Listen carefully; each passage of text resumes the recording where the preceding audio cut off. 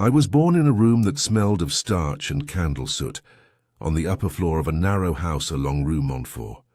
The windows had no glass, only warped panes that trembled with every passing cart. My mother said I came into the world during the hour of prayer, though I have long suspected she only told me that to make me feel chosen, as if my life had ever been blessed. We were 5 souls in that cramped space, my mother, her sister Celine, my 2 younger brothers, and me. But it was the sound of cloth being torn and mended that shaped my earliest memories, not laughter, not love. The walls were lined with spools of thread and jars of pins, and every night my mother's hands bled quietly over gowns meant for women who never once looked at her face. She used to say that Rue Montfort was a street for ghosts, not the kind that moaned or rattled, but the ones who simply stopped being seen. The maids, the laundresses, the seamstresses, all those who moved through the city like shadows stitched into daylight. Paris in those years was neither kind nor cruel. It was indifferent. The fog would rise from the Seine, and with it came the smell of rot and perfume, mingled as one. Men with clean boots and hollow eyes passed by our door, and my mother always bowed, never looked up. I learned early that silence was safer than beauty, and obedience more valuable than dreams. When I was old enough to thread a needle, my mother placed a dress before me, a gown meant for a bride I'd never meet. "You'll learn by doing," she said, her voice thin from years of smoke. I did as I was told. The silk was pale as bone, and every stitch I made felt like I was binding a wound rather than creating something new. By 12 I could sew through the night without light, my fingers knowing each curve and seam by instinct. We lived by that, by what my mother called honest labor, though I often wondered how honest a thing could be when it left you half alive. At the end of our street was the church of Saint-Roch, where the bells sounded more like warnings than hymns. I went there each Sunday because my mother insisted faith kept the hands steady. But it was not God I sought. It was the silence inside those cold walls, where light spilled like dust through the high windows, and the air smelled of candle wax and damp stone. Sometimes I watched the well-dressed families kneel, whispering prayers for mercy they would never need. I could never tell whether to envy or despise them. Celine, my mother's sister, was unlike her, vain, beautiful, and reckless. She told stories of her youth in the music halls, how men bought her flowers and whispered promises that dissolved with dawn. "You'll see, little one," she said to me once, "beauty is both a gift and a curse, but you'll use it better than I did." I thought her words a kindness then. I did not yet understand that she was already warning me. It was in that same year that my mother fell ill. The doctors said it was the lungs, too much dust, too many nights by candle flame. Her breath turned shallow, her eyes grew dim, and still she stitched until her last morning. When she died, we laid her out on the sewing table, because there was no other space. Her hands were still clenched around her needle, as if even death had to wait its turn. Celine took over the work after that, but she had no patience for poverty. The women from the higher streets began visiting less often, their orders fewer, their tone sharper. One evening a man arrived at our door, tall with gloves too clean for that neighborhood. He spoke softly, and Celine listened. I remember the way she stood, shoulders squared, as if she had been waiting for someone like him all her life. He said he could offer her better work, for ladies who appreciate discretion. I didn't understand what that meant until years later. Within a month, Celine was gone. She left me a thimble and a half-finished bodice, promising she'd return once she earned enough to lift us from that gutter. I waited every day by the window, counting the carriages as they passed, imagining one would stop. None did. When her letters stopped coming, I asked the priest at Saint-Roch to pray for her. He frowned and said some names were not meant to be spoken from the pulpit. I kept sewing after that. It was all I knew. The silence in the room grew heavier, as if the air itself had taken on the weight of all that had been unsaid. The neighbors stopped visiting. The floorboards creaked louder, and sometimes when the fog was thick, I thought I heard footsteps on the stair. I told myself it was the house settling, old wood remembering the living.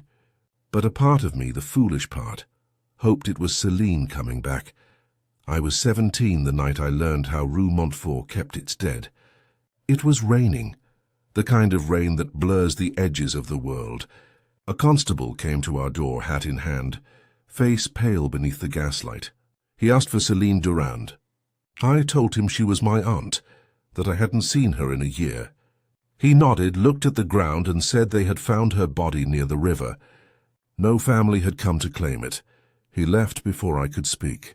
That night I lit a candle and placed her thimble beside it. The flame trembled as if something unseen had passed by, and though I prayed until morning, I felt nothing but a cold that seemed to come from inside my own hands. The same hands that had once sewn silk for the living, and now trembling for the dead. I still remember the sound of that rain. It never stopped, not even in my dreams. After Céline's death, the house fell into a silence that never quite lifted. The sewing table remained where it had always stood, though I could no longer bring myself to work at it for long. Every thread reminded me of her voice, that soft hum she'd make while stitching, a tune without words now gone from the air. I kept her thimble in a small box near my bedside, beside the rosary my mother had once held. Between them lay everything I had ever believed in: work, faith, and the fragile hope that love might one day return to Rue Montfort. None did. The constable never came again. Neither did anyone else. Life, in its cruel practicality, continued. The women upstairs still argued about rent. The cobbler's hammer from across the street still marked the hours. I took in mending from a laundry near the river, coarse, colourless work for poorer wages. Sometimes I'd pass the bridge where they found her, and wonder which part of the water had known her last breath. Paris had a way of swallowing its dead whole, as if it feared remembering them. It was during those years I began to hear the walls breathe. At first I thought it was wind, or the shifting of beams in the damp. But sometimes, late in the night, when the candles burned low and my eyes blurred from exhaustion, I would hear a faint rhythm, not quite a whisper, not quite a sigh. As if the house itself carried a memory it could not forget. I told myself it was my grief. Yet even grief cannot make wood moan like that. By 20, I was working again for the wealthy, under a new mistress named Madame Vernier, whose salon on the Rue Saint-Honoré was filled with mirrors and laughter that never reached the eyes. She had heard of me through some laundress, she said, and needed a quiet hand with perfect patience. I think she hired me less for my skill and more for the way I spoke, or rather, how little I did. In that place, silence was its own form of currency. The workroom was bright but airless, a high-ceilinged chamber that smelled of starch, sweat, and perfume. Dozens of girls bent over tables, their spines curved, their fingers moving like small machines. We were forbidden to speak during daylight hours, except to recite measurements or instructions. A forewoman patrolled between the aisles, her cane tapping a rhythm that became our clock. I remember the light in that room most vividly, pale, merciless, showing every flaw. By evening our eyes would burn, and the silk would seem to glow like the flesh of something living. There was one girl there I came to know, Elise. She could not have been more than 16, but her hands were already calloused from years of stitching. She had the kind of smile that made you forget for a moment where you were. When she spoke, which was rarely, her voice carried a softness that seemed foreign in that room. We shared bread at lunch and sometimes a few whispered words about our homes, our dreams. She wanted to save enough to bring her sister to the city. I told her Paris devoured girls like us, but she only laughed. Then we must learn to bite back, she said. A month later she was gone. The forewoman said she had fallen ill, a cough that worsened overnight. But I knew that sound. My mother had coughed the same way before her lungs gave out. Elise had been working too long, breathing too deeply of the dyes and dust. I asked where she'd been taken. The hospital at Salpêtrière, they said, a place where poor women went to die among strangers. I went there on my one day of rest, carrying a loaf of bread and her sewing shears in case she still needed them. The matron at the gate looked at me without pity. "Elise Fournier?" she repeated. "She's gone. 3 days now. There's no record of burial." The body was transferred. I didn't know what that meant until later, that the city had sold her remains to the medical school.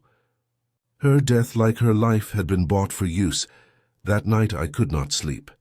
The rain had returned, thin as a veil, tapping at the window like fingers. The sound from the walls came again, longer now, more insistent, as though something beneath the plaster wished to be remembered. I pressed my ear to it foolishly, and thought I heard fabric tearing, that same slow, delicate rip that came when a seam gave way. I whispered her name, but the sound died before it left my lips. Weeks passed. New girls came, worked, and disappeared. Madame Vernier never asked questions. Her clients arrived in carriages heavy with perfume, leaving behind dresses that shimmered like water. I began to see faces in the mirrors, reflections that did not move when I did. Some nights I swore I saw Elise among them, her needle still poised in mid-air, her eyes half open, as if waiting for permission to rest. It was then I began my own ledger, a small notebook where I wrote the names of every girl who vanished from that workroom. Some I barely knew, some I had spoken to only once, but I wrote them all down, as if the act of remembering could keep them alive a little longer. The pages soon filled, too quickly. I kept it hidden beneath the floorboard of my room, beneath the same spot where the boards creaked the loudest, as though the house itself guarded their memory. In those days, I still prayed before sleep, though not to God. I prayed to the forgotten, to the ones who had stitched and bled and vanished before me. I prayed they would forgive me for still breathing when they could not. And in that silence that followed, I began to feel something strange, not comfort, not peace, but presence. Something was listening. By the spring of 1855, Rue Montfort had begun to change. The old baker closed his shop after the fire that took his son, and the grocer across the lane boarded his windows and vanished overnight. Whole streets fell quiet, as though Paris herself were growing tired of her own pulse. I kept my head down, working from dawn until the oil lamps burned out, trying to ignore the city's slow decay. But decay has a way of finding you, even through locked doors. That spring a gentleman came to Madame Vernier's salon, not for a fitting, but with a request. He was a physician, or so he claimed, from the university near the river. He spoke in a voice so calm it felt rehearsed. He needed a seamstress, he said, with steady hands and a stomach untroubled by sight. He had heard of me through one of the apprentices. Delicate work, he called it. Private commissions. Madame Vernier smiled in that way she did when she smelled money, and before I could refuse, she had volunteered me. His name was Dr. Remy, though I doubted that was his real name. He lived alone in an apartment not far from the Jardin des Plantes, a district that stank of formaldehyde and river rot. The first night I went, I brought my sewing kit and nothing else. He greeted me in his shirt sleeves, his hair uncombed, his eyes rimmed with red. "You will find the task unusual," he said softly, "but not impossible for someone of your skill." I nodded, not yet knowing what he meant. In the back room, beneath the gaslight, lay a shape covered by a linen sheet. I thought for a moment it was a mannequin for a dress. Then he lifted the cloth. It was a woman, or what remained of one. Her body had been opened along the chest, stitched crudely together, the threads puckering the pale skin like drawn lace. "The student's work," he murmured, "clumsy. I need it mended properly." My hand trembled so violently I nearly dropped my needle. "Why me?" I whispered. "Because," he said, "you work quietly, and you do not ask where the girls go." He paid me more in one night than I earned in a month. I returned twice more that week. Each time there was another body, always a woman, always young. Sometimes I recognized a face from the workroom or from the streets near the market. I told myself it could not be them, that grief was turning my mind against me. But one night I saw a strand of blue thread still tied around a girl's wrist, the same color I had wound for Elise months before. After that, I began to drink. Cheap wine from the cellar, enough to dull the trembling in my hands. I worked by candlelight, my vision swimming, the sound of the thread pulling through flesh echoing like a prayer gone wrong. The doctor watched silently, sometimes humming under his breath. "How you give them back their dignity," he told me once.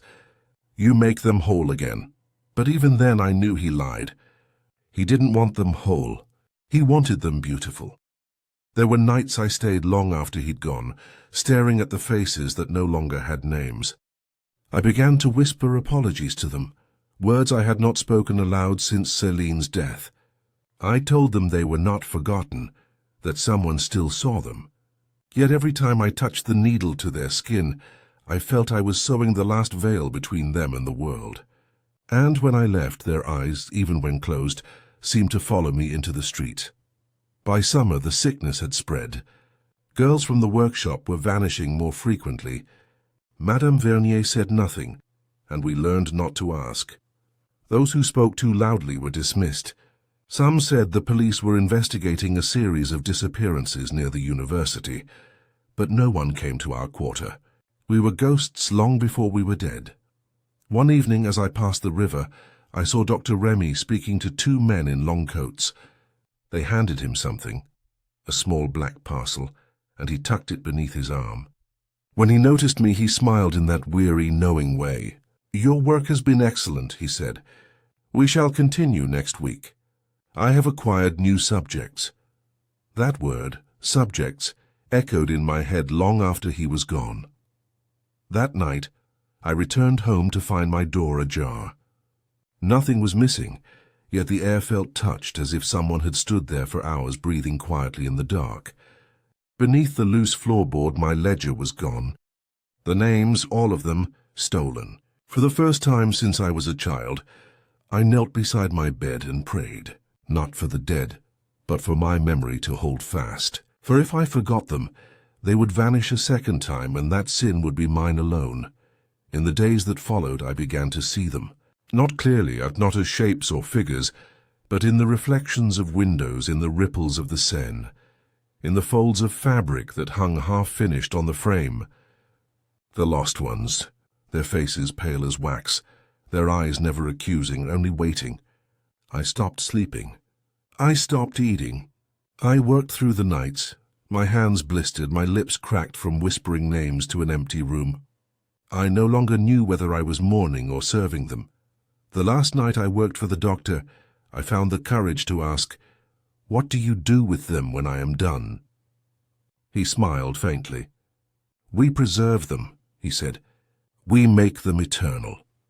And though I did not yet understand his meaning, I felt a chill deep in my chest, the cold certainty that I had become the seamstress not of dresses, but of death itself. The summer of 1855 bled into autumn like a fever that refused to break. The days shortened, and the light turned the color of old parchment. I remember how the air in Rue Montfort thickened with a kind of quiet dread, how even the bells of Saint-Roch seemed to ring slower, as if time itself hesitated to move forward. The workshop grew emptier with each passing week. Where once laughter had echoed between the tables, now only the scratching of needles and the soft hiss of thread filled the silence. Madame Vernier never spoke of the missing girls anymore. She simply replaced them. I still went to Dr. Remy's apartment, though every visit carved something out of me. He had begun to trust me enough to leave me alone with the bodies. They were always cold but clean, washed, perfumed, arranged. Sometimes their lips were painted, their hair brushed smooth, as though he wanted them ready for some unseen performance. The first time I noticed the sutures around their throats, I looked away. The second time I followed the threads with my finger until I found the stitch that matched my own. That was when I realized he had begun using my work as a template. I told myself to leave. I even packed my few belongings one night, my thimble, my scissors, the silver cross I had not worn in years. But when I stepped into the hall, I saw him standing at the end of the corridor, his eyes bright and patient, as though he had been waiting for me to decide. "You would not abandon them now," he said softly. "You've come too far to turn your back on what you've made." His words struck me like a curse because somewhere within them I heard truth. I had made them, every stitch, every seam, every face restored by my trembling hands. They were mine now, my flock, my penance. That winter the Seine froze. The newspapers called it an omen, a reckoning of nature. But we in the lower quarters knew better. Ice meant the bodies would not rise. The river would keep its secrets a while longer. I remember walking across the Pont de Sully and seeing the frozen surface beneath the moonlight, a mirror too pale to trust. Somewhere beneath it, I imagined the missing girls preserved like dolls, their faces turned upward, their mouths still open to the dark. I wondered if they still remembered their names, or if the water had taken that too. Dr. Remy's visits became more frequent. He no longer spoke of the university, and I began to suspect that he had been dismissed or fled. He brought the bodies himself now, wrapped in canvas, carried through the back stairwell at hours when even the street vendors slept. Once he caught me looking. "Don't concern yourself," he said. "They come to me willingly in a way." He smiled as if it were a private joke. I did not ask again. One night, while I sewed in silence, he placed a small wooden box beside me. Inside lay a brooch, gold filigree, oval-shaped, with something dark encased beneath the glass. At first I thought it was hair, the sort of memento mothers keep for their children. But when I looked closer, I saw the curve of an eyelash, the faint ridge of skin, a fragment of someone's face. "A keepsake," he said, "to remember your craft." I wanted to throw it back at him, but my hands refused to move. Instead, I slipped it into my apron pocket and felt its weight against me for the rest of the night. The next morning I burned the brooch in the stove. The glass cracked, the metal blackened, but the smell that rose from it, I can still taste it when I think too long. It was sweet, like sugar melting in blood. I opened the windows to let the cold air in, and that was when I noticed the snow. It fell slow and silent, burying the street in white. The city looked peaceful for once. But beneath that stillness I sensed something breaking, the fragile barrier between the living and the dead beginning to thin. By the turn of the year, whispers spread through the quarter. Children said they saw pale figures near the riverbank at night, women in torn dresses, their mouths sewn shut, walking arm in arm toward the water. The mothers told them to hush, to stay inside after dusk. But I knew better. I had stitched those mouths myself. I had seen the way the needle bites through skin when it's cold. And sometimes, when the wind carried right, I thought I heard the faint hum of thread being pulled taut through flesh, as if the city itself were mending something it could no longer bear to lose. I stopped going to church that winter. I could not bear the sight of candles or the smell of wax. It reminded me too much of the girls, of their cold hands and closed eyes, their bodies arranged like sleeping saints. I told myself I would never sew again, but my fingers ached when idle, so I began to patch old clothes for the beggars by the market. It was a foolish attempt at redemption, I suppose, to give warmth to the living after I had served the dead. But even then I could not shake the feeling that every garment I mended belonged to someone I had already buried. On the first Sunday of the new year, Dr. Remy did not come. I thought perhaps he had been arrested or fled the city. For the first time in months I slept. But at dawn there came a knock at my door, slow, deliberate, too soft to be police. When I opened it, there was no one there, only a parcel wrapped in brown cloth damp with snow. I carried it inside and set it by the fire. My hands trembled as I untied the string. Inside was a single dress, blue with delicate white lace at the collar.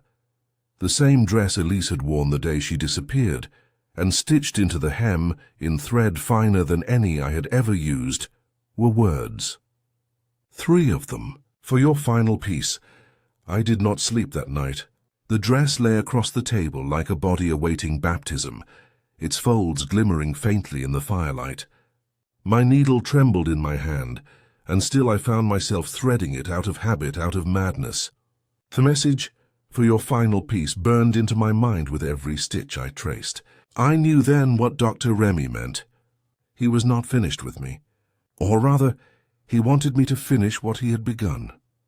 By morning, the snow outside had turned the streets into a white labyrinth. The city was hushed, emptied of carriages and laughter. As if mourning something unseen, I wrapped the blue dress carefully, slipped it beneath my cloak, and walked through the Rue Montfort for the last time. The workshop stood dark. The windows were veiled with frost, and the smell of vinegar and oil still clung to the air. Inside, the mannequins stood like mourners, faceless, waiting. I touched one of them, and the arm came loose in my hand, hollow and light. Beneath the muslin sleeve, I found the faint mark of stitches, my own pattern unmistakable. I searched the workshop until I found the trap door I had once glimpsed in the corner, half hidden under a carpet. It opened with a groan, exhaling the scent of iron and damp wood. A narrow stairway descended into darkness. I lit a candle and went down. The steps were slick, and the air grew colder with each breath. When I reached the bottom, I found what I had always feared, a cellar filled with the remnants of what we had made.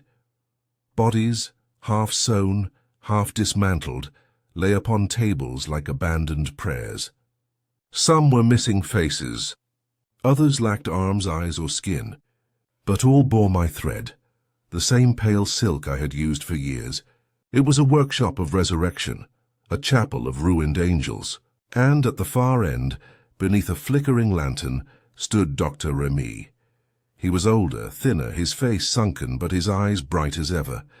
"You came," he said softly, as though he had been expecting a friend, not a ghost. "What have you done?" I asked. My voice barely reached him. He smiled, the way one might smile at a child who does not yet understand a lesson. "What we were always meant to do. Preserve beauty, defy decay. You, my dear, were my perfect apprentice. But perfection demands a final offering." He gestured toward an empty table beside him, clean, draped in white linen, waiting. "The dress," he whispered. "Put it there. I wanted to run." But my feet rooted to the stone floor, and my hands moved of their own accord. I laid the blue dress upon the table, smoothing the fabric. The candlelight caught the lace collar, and I realized it was not lace at all. It was skin, threaded so finely that it looked like embroidery. My breath caught, and something inside me broke.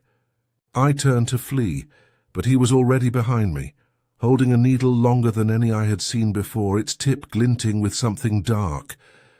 "You've always been part of them," he murmured. "Now you will complete them." I struggled, but he moved with terrifying calm, his voice a lullaby of control. "Be still," he said. "The thread knows the way." The needle pierced my skin just below the collarbone, and I felt the thread slide through, cold, smooth, unending. The world dimmed. My vision swam in and out of shadow. I remember his hands guiding the thread, the rhythm steady as a heartbeat. I remember the scent of lavender and rot. Then a silence. When I awoke, I was lying on the table, the blue dress wrapped around me like a shroud. The cellar was empty.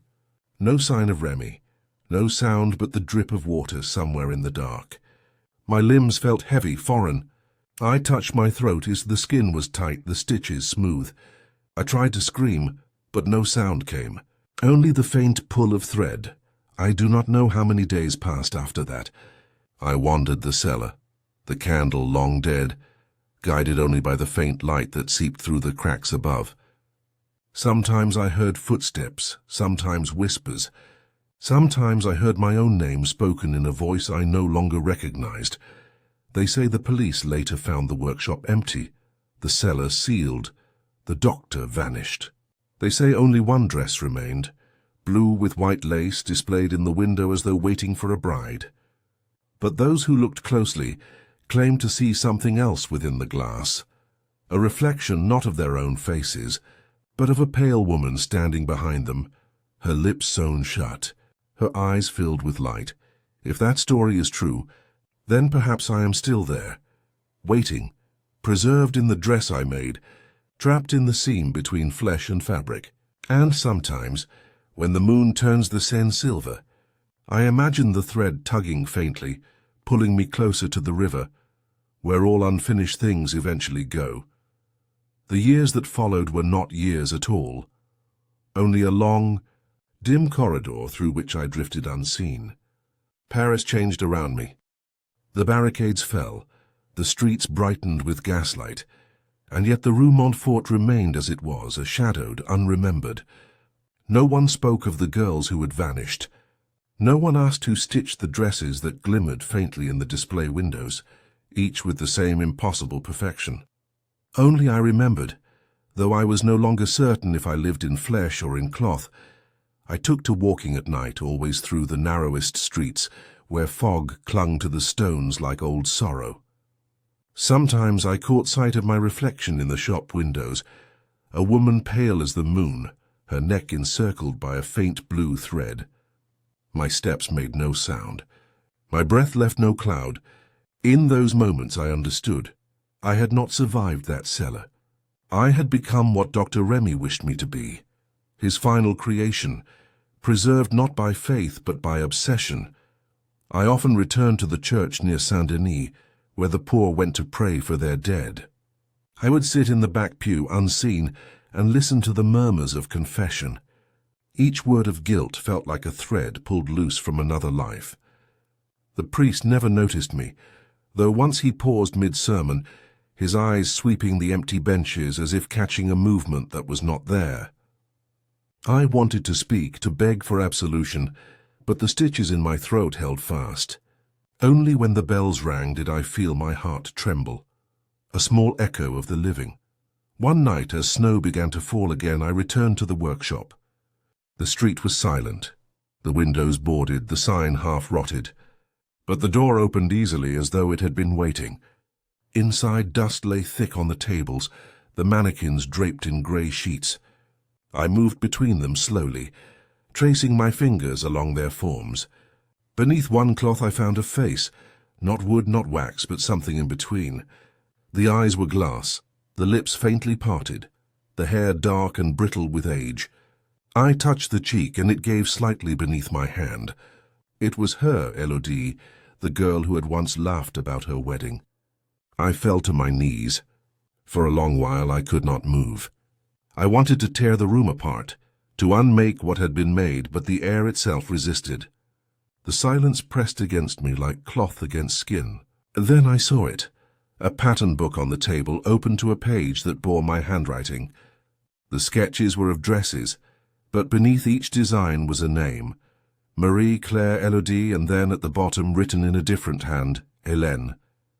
My own name. The ink had faded to brown, but I could still read it. I understood then that my confession had begun the moment he first taught me to sew. Everything after was only the tightening of the knot.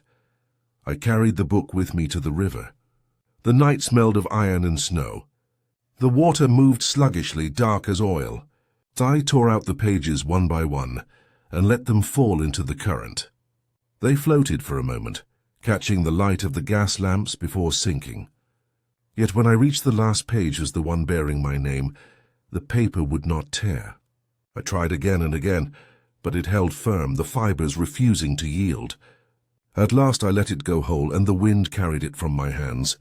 For a moment it hovered above the water, then vanished into the mist. After that I began to fade. People passed me on the street without a glance. My reflection grew fainter. The sound of my footsteps thinned to nothing.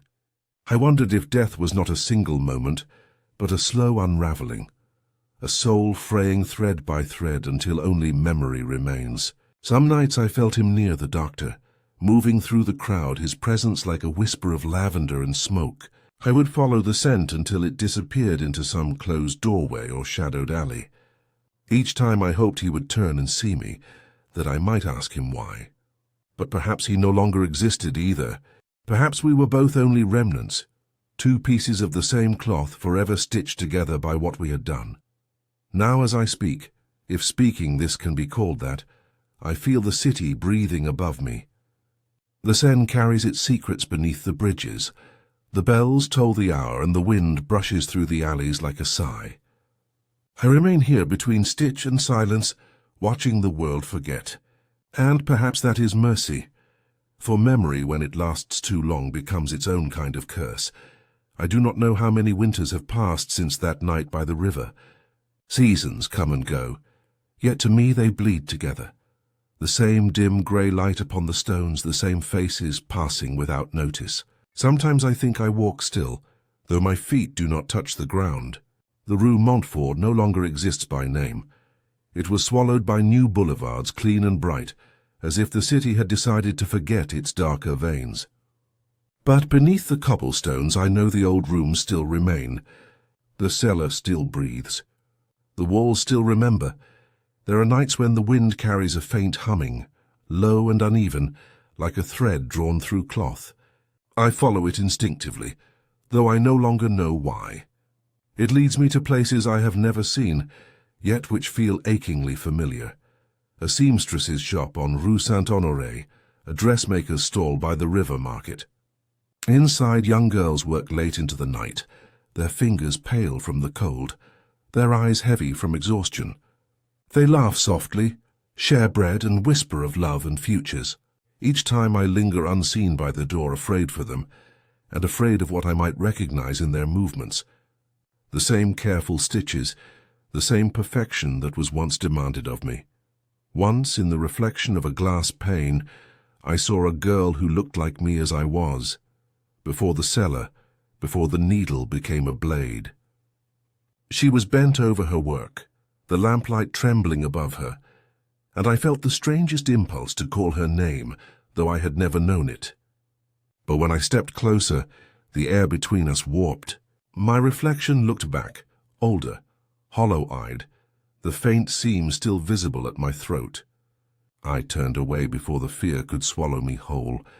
There are whispers in the quarters now, tales of la couturière silencieuse, the silent seamstress.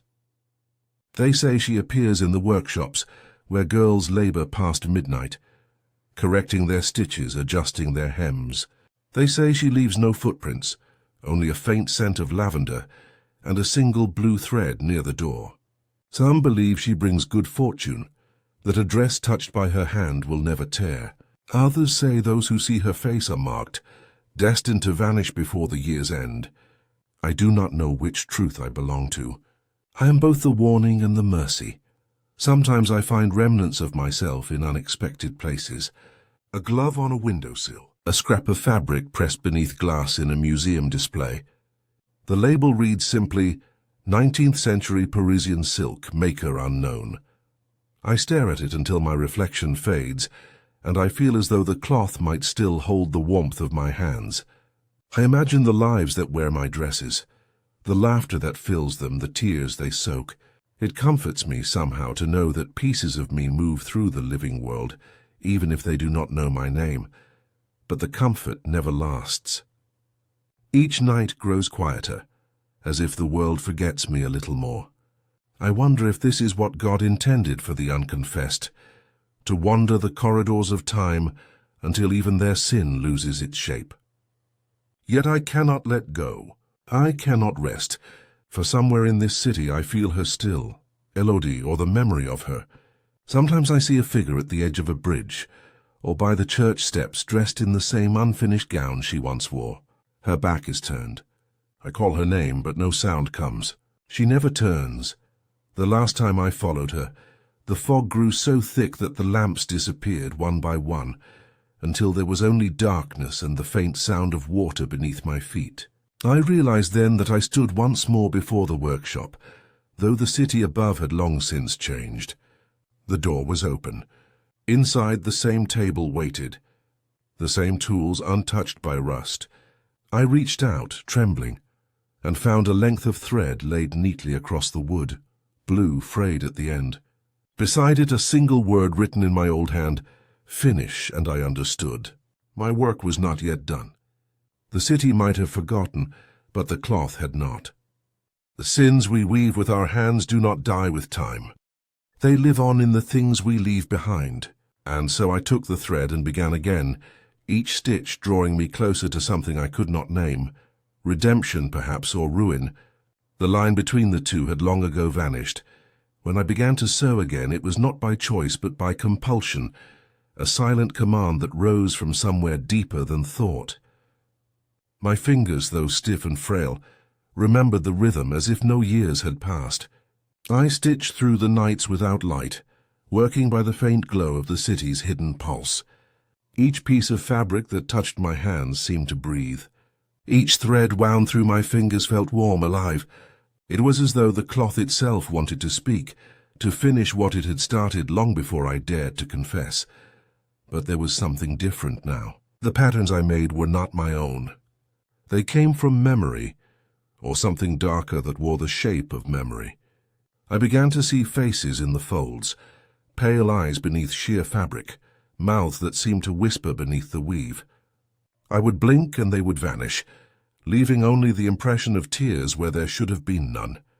The workroom itself felt smaller each night, the walls closing in, the air thick with the smell of dust and decay. Yet still I worked, afraid of what might come if I stopped. Sometimes I thought I could hear her, Elodie, humming somewhere nearby, the same song she once sang as we worked in the dim afternoons of Rue Montfort. It was faint, trembling as if carried through the threads themselves.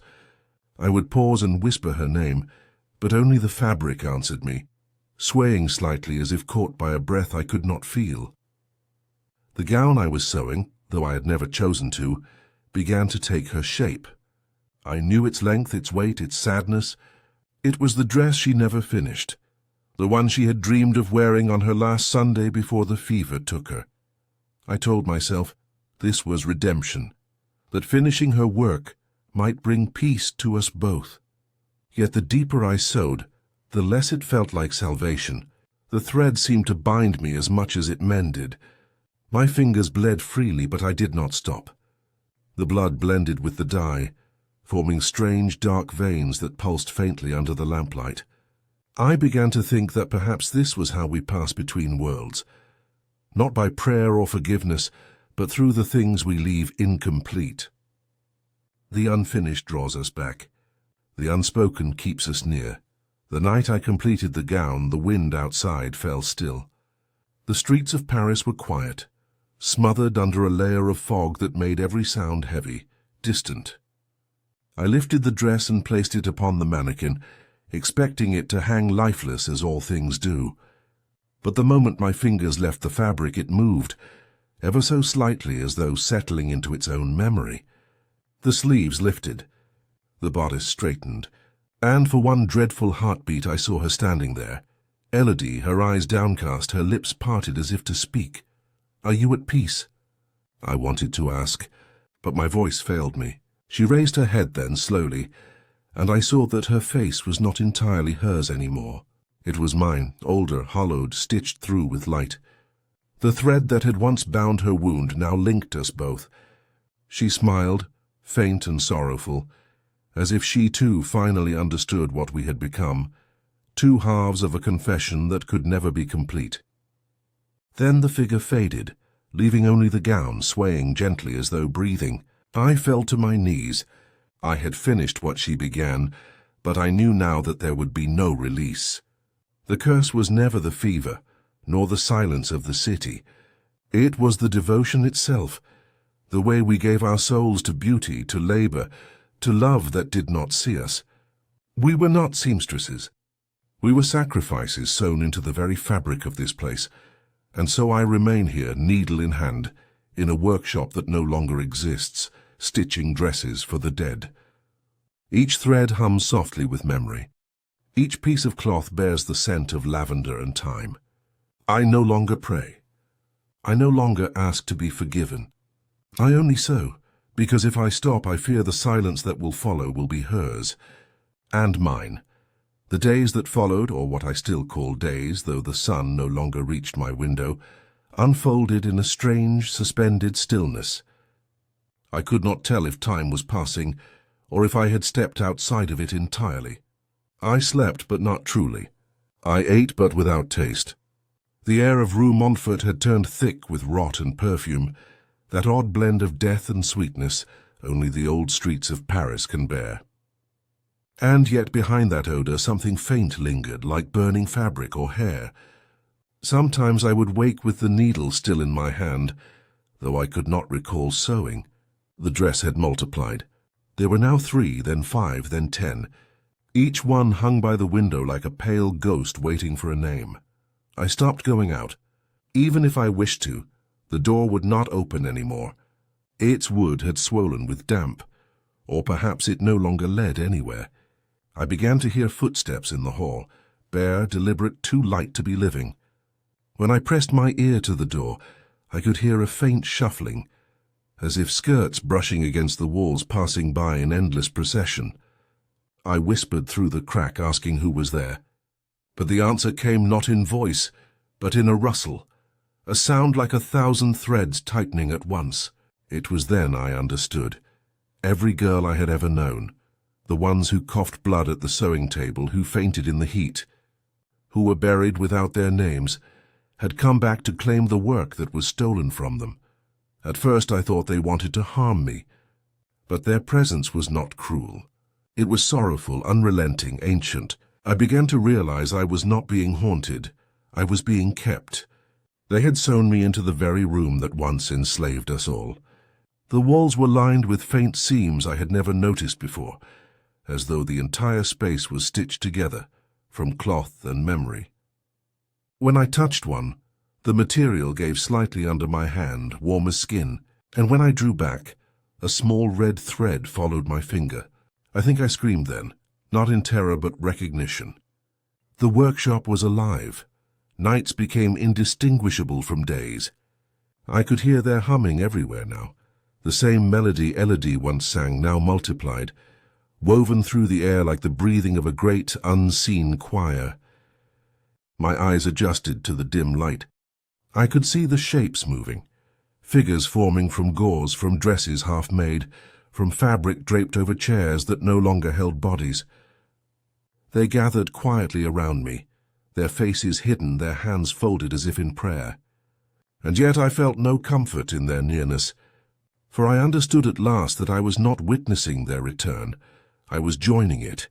I spoke to them in whispers, telling them I remembered their laughter, their exhaustion, the way their hands bled like mine.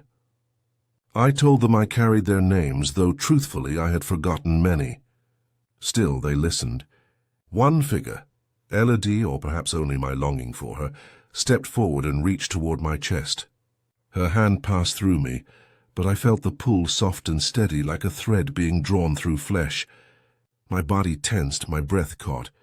I knew then that she was not taking something from me. She was stitching me into the fabric of their silence. When I looked down, I saw faint lines appearing across my wrists, my arms, my chest, threads of red and white that pulsed faintly beneath the skin. I was becoming their pattern, the final piece in their unfinished work. I tried to resist, to pray, to tear at the threads, but each word I spoke only bound me tighter. The prayer itself was a stitch, the breath a knot. And in that quiet surrender, I heard her voice for the last time, faint but kind. We were never forgotten, only remembered too late, so I no longer fight it. I sit in this room of ghosts, surrounded by dresses that move when no wind stirs, by fabric that hums softly with old hymns. I feel the city still beyond these walls, but it no longer belongs to me. Paris breathes above us, unaware of the graves it walks upon. And I, reverence's child, sinner of silence, wait for the final seam to close. For when it does, I know the Rue Montfort will vanish from memory once more, taking us all with it, like thread drawn back into the needle's eye. It has been, by the measure of the living, many years since I last saw daylight. The shutters have long since sealed themselves shut, though I can still hear faint bells from beyond them, church bells perhaps, or merely the echo of my own heart fading through the hollow wood. I no longer try to distinguish between them. I have come to understand that Rue Montfort was never merely a street, nor the workshop merely a room. They were both vessels like my own body, made to hold the residue of what cannot pass on. When I look about me now, I see not walls, but folds of fabric stretching infinitely outward, stitched with the faint glimmer of dust that once was skin. Every face I ever loved, feared, or betrayed flickers faintly within those seams. The last thing that still belonged to me was my voice.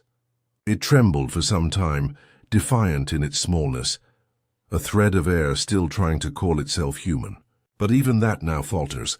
When I speak, I can hear the other voices answering through me. The girls, the seamstresses, the forgotten daughters of the Rue. Their tones blend into mine until I cannot tell which breath belongs to whom. The words leave my lips, but the language is older, woven of silence and sighs. Perhaps this is how memory survives, not in books or in prayers, but in the trembling air of a place too burdened to forget. I have stopped marking the hours, though I can feel the seasons turning through the walls. The cold seeps deeper each year, yet it no longer chills me. I suspect I am becoming part of the workshop itself. When I move, the air folds with me. When I rest, the floor hums faintly as if recognizing my weight. Sometimes when I close my eyes, I can see Paris beneath us, cobbled streets glistening in the fog, men in dark coats passing by with heads bowed, never wondering what lies beneath their feet. I want to tell them. I want to warn them that the Rue still breathes, that its sins still whisper. But my mouth no longer obeys. My confessions have been sewn shut. I remember once, in the early days of my service, a priest told me that every soul is a garment, and God the tailor who repairs it. I believed him then. I do not now. For if that were true, he has left too many seams unfinished, too many threads cut short. Perhaps it was not his hand guiding the needle after all. Perhaps it was ours trembling, eager to mend what only needed mourning. I used to pray for forgiveness. Now I pray for the needle to still. There are nights when I think I can hear the city shifting above, the stones creaking, the wind sighing through the cracks of old buildings. I imagine it breathing, as though Paris itself has lungs and we are the ghosts that keep it alive.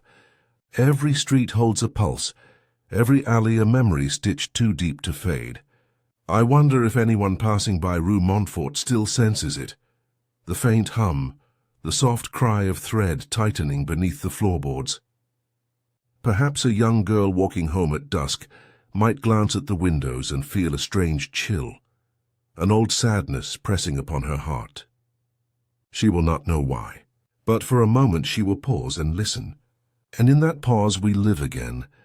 I feel them now around me, close as breath. Elodie stands nearest, her eyes hollow yet kind. She places her hand upon my shoulder, and the room exhales. The air folds inward, the walls tremble. The final seam begins to close. I do not resist. The needle moves through me with infinite care, stitching the last gap in the silence. I feel no pain, only the weight of completion, of something finally bound. As the darkness gathers, I think of her song, the one that began it all, and realize it was never a lullaby. It was a warning, a hymn for those who work until they vanish, leaving only their stitches behind.